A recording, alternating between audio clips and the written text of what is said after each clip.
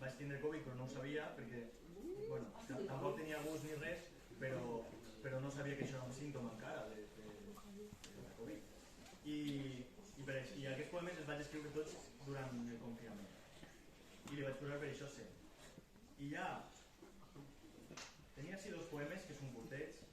Un és el que tanca tot el poemari i ho diria perquè també de vegades crec que el que ha de fer un poeta, o el que a mi m'agrada fer com a poeta, més que el que ha de fer, que a mi m'agrada fer és també contemplar les coses que van passant, no? I viure, i passen aquestes coses que tu relaciones algun concepte amb un altre o això. I jo quan va passar tot del confinament i això, que després, jo estava allà a Barcelona a soles, va ser un drama, i la primera volta que vaig anar a comprar, que vaig poder eixir de casa a comprar, anava amb mascareta, amb guants, amb tot, perquè en aquest moment era increïble.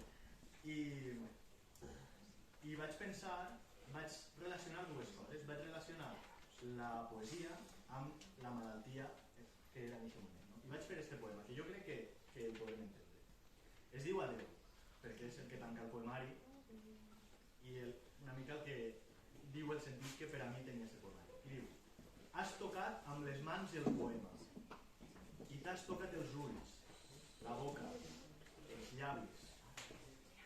Ara lluita el teu cos en silenci per no destruir-se del tot.